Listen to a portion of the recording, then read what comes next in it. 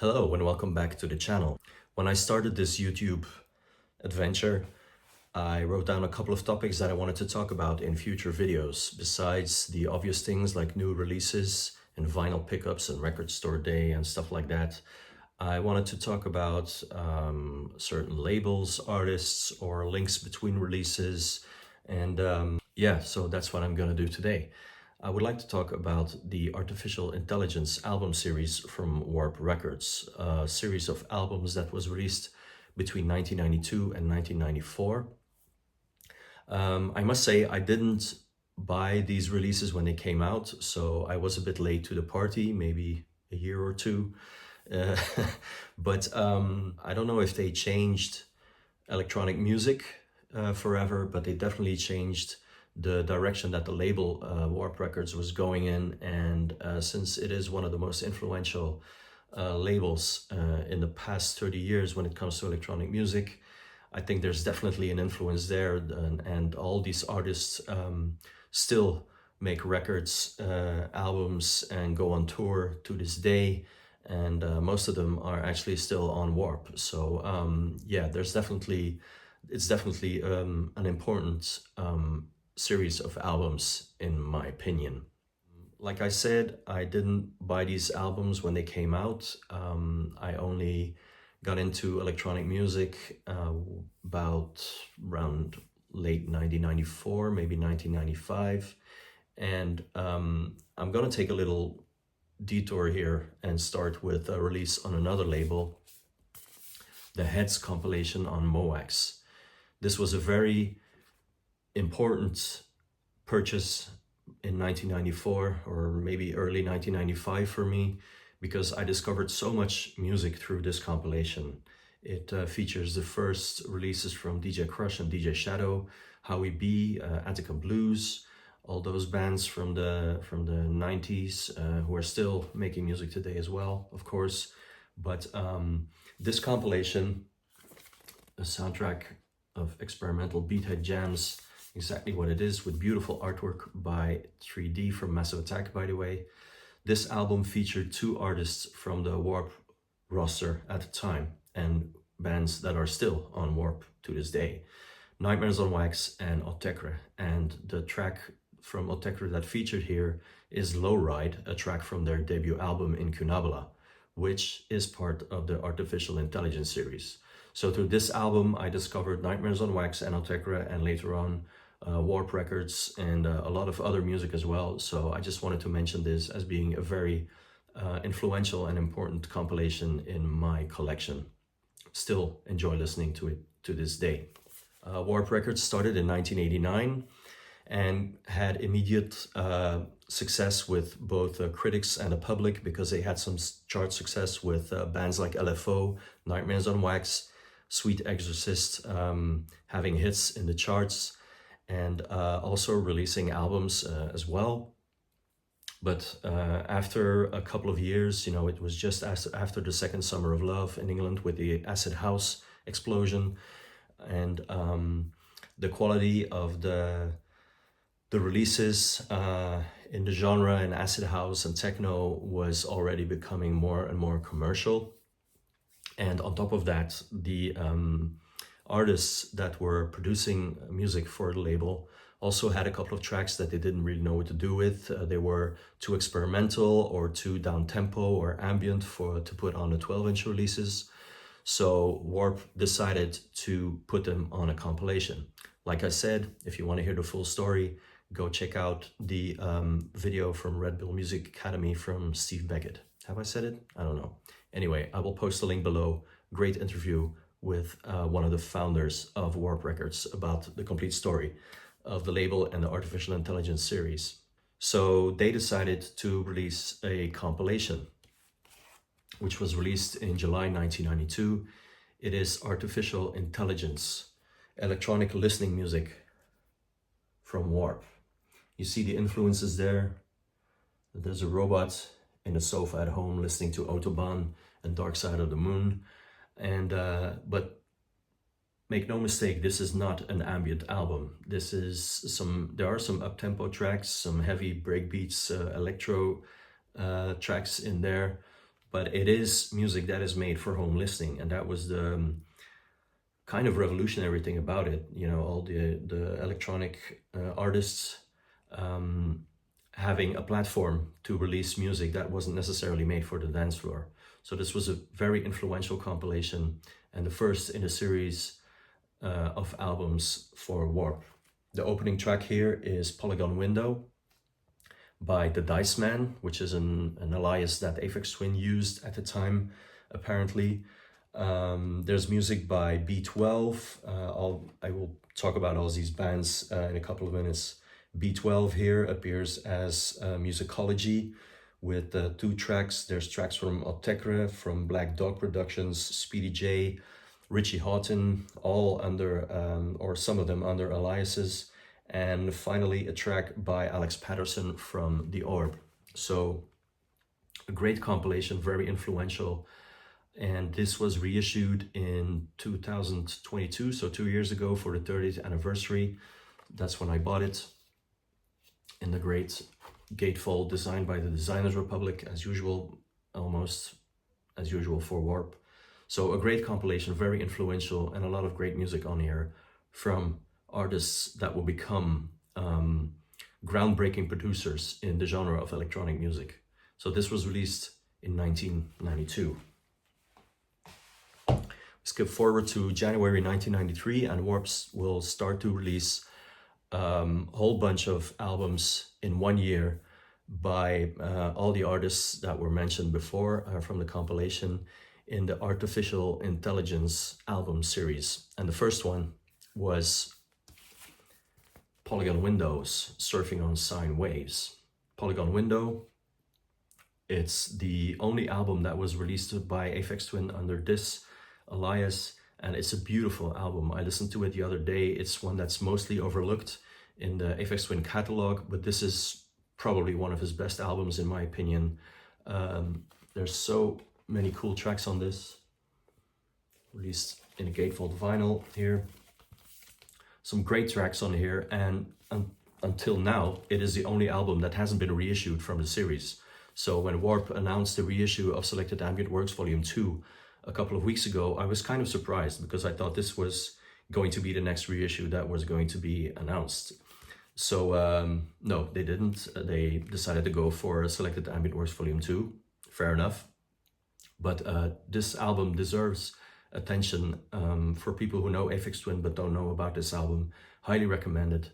Unfortunately, very expensive on the secondhand market. But you know, it's 2024. I guess that's how it goes now.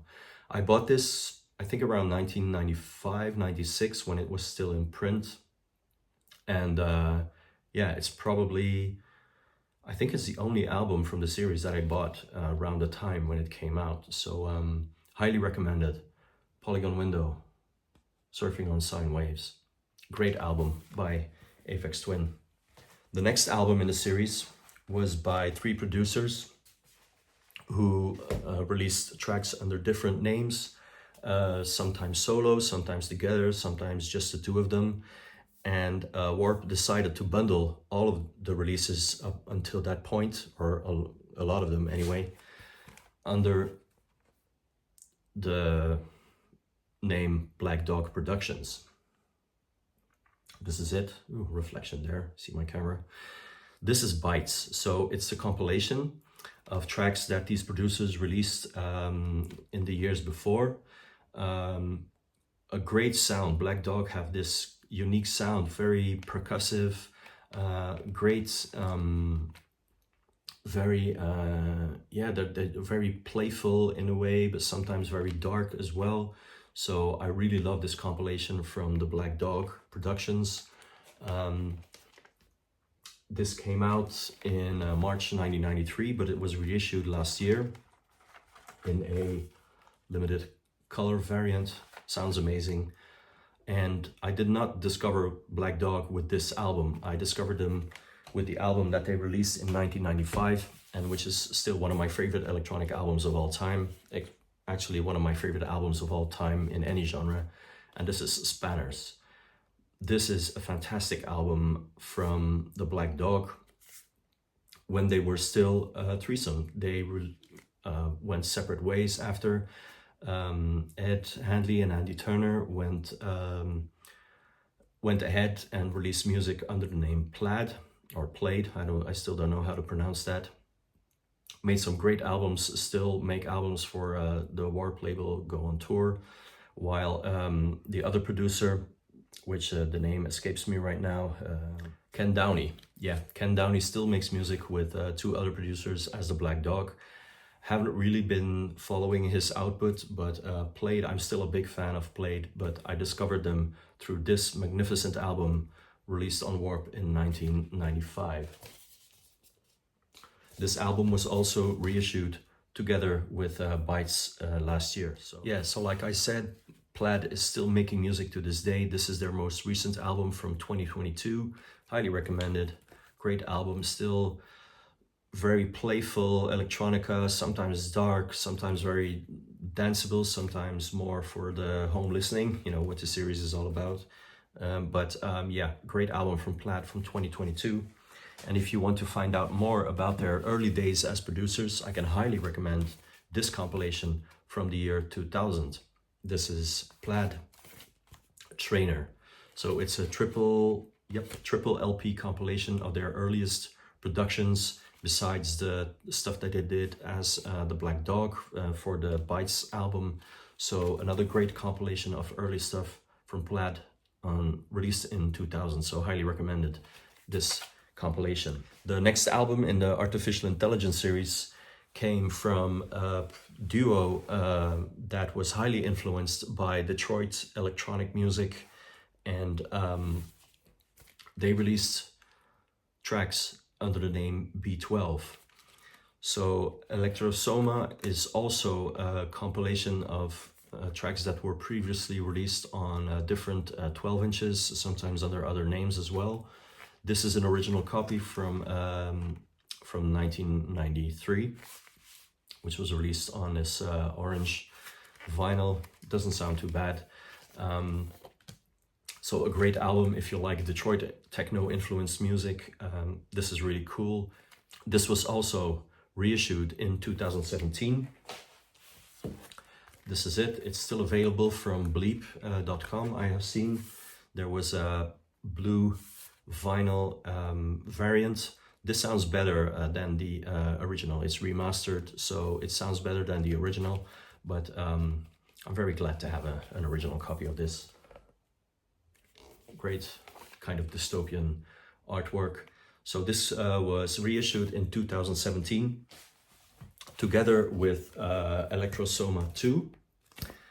So this is another album of early releases and B-sides from their 12 inches. So a great addition to that other album.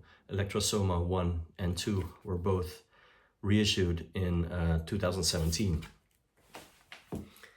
It was also, just a little side note, it was also available as a double CD from Warp with the same artwork. I actually discovered B12. Like I said, I didn't buy these albums when they came out, but I discovered B12 from the album that followed in 1996.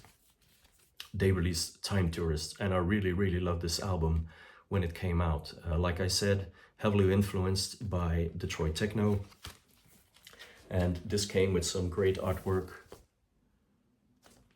futuristic sci-fi stuff, you know, very cool album and a very nice listen as well. So if you can find this, check this out. This is another very cool album from B12.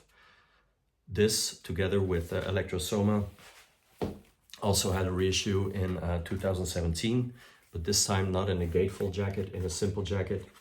It did come in a fancy gold color. Yeah, I don't know if this is still available as well. These reissues sold pretty fast, so but it's a great album. If you can find it, check this out. The next album in the series did not come from a UK producer, but from a man from Canada, Richie Hawtin, who lived in Windsor, which is kind of like sister city or the twin city of Detroit. It's they form together, form like a big metropolitan area. Windsor is just across the Detroit River.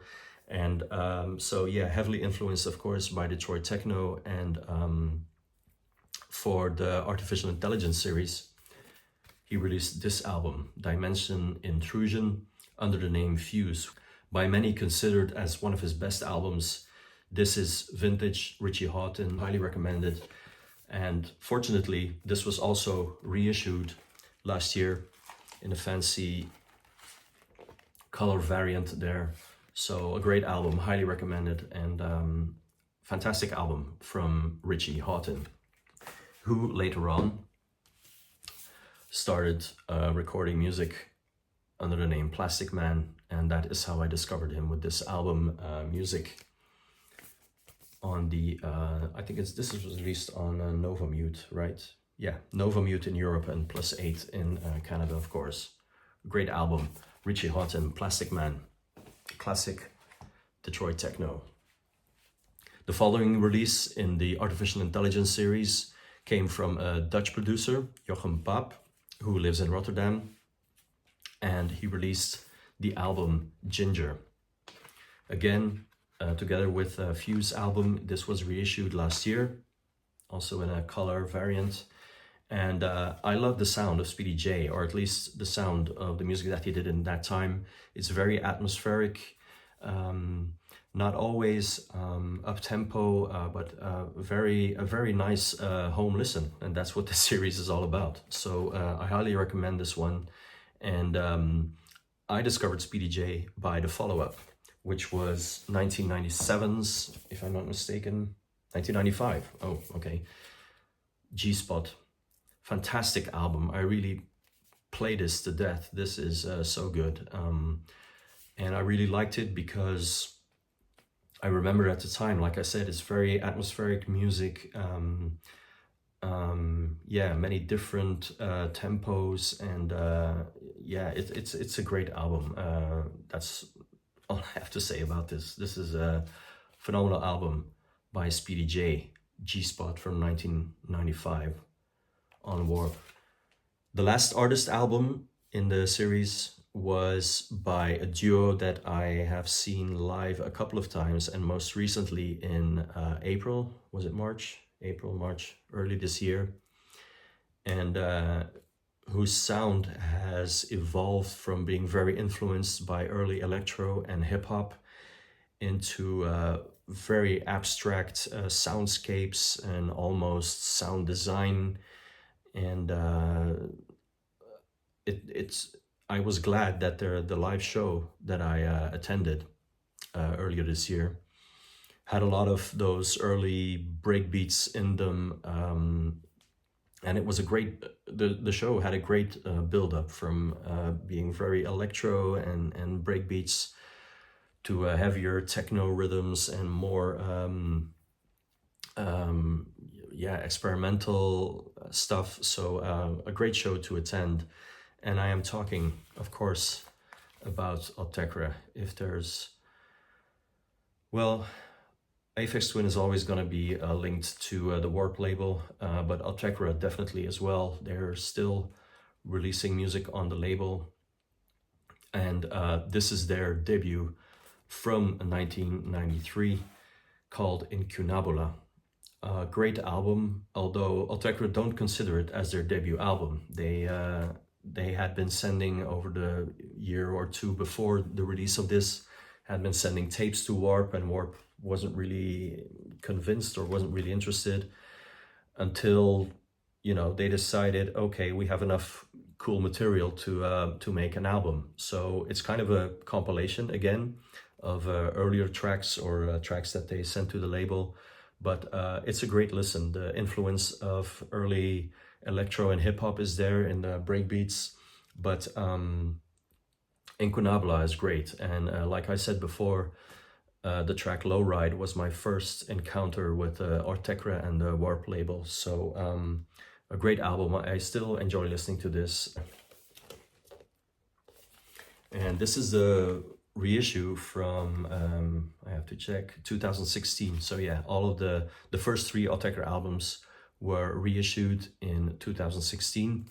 So we had Incunabula, the follow-up, which Autechre consider as their real debut album, Amber, a classic in the genre, kind of more ambient and a little more abstract, but this is early Autechre, so still very accessible. Later on they would be, the experiments would take them to places where no producer had gone before, I can say. So yeah, this was reissued as well, together with, let me get this right, Tri Repetai. And this is the album where I discovered, or I really got into Autechre. This is the first full album that I bought from Autechre, Tri Repetai. So that was a reissue. This is my original copy from back in the day. I consider this, together with Spanners from Black Dog and Selected Ambient Works Volume 2, as some of the best albums in electronic music and in music in general. This is incredible stuff. I really, really like this. They're already going to more abstract sounds with this album, but the breakbeats are still there. There's some kind of even jungle tempos here and there. It sounds very industrial, like you can see on the inner sleeve. A fantastic album from Autechre, and like I said, one of my favorite albums of all time. That's how I discovered them, not with Incunabula or Amber, but with Tri Repetai. So highly recommended album. Go check this out. I don't know if these reissues are still available, but I'm sure you can stream them on the different platforms. And before my voice breaks down completely, there was one album that was released after Incunabula by Autechre. In 1994, Warp released the second volume in the Artificial Intelligence compilation. I bought this in a double pack, actually, on the 20th anniversary of the label. There was all these kinds of double packs available then, so Artificial Intelligence 1 and 2. And this album wasn't as successful, but it kind of predicted where the label would go, because the final track on this CD here is by Seafield, who would be the first guitar band on the label. So yeah, it's a nice compilation with tracks by Balil, which is an alias of Plaid, of course.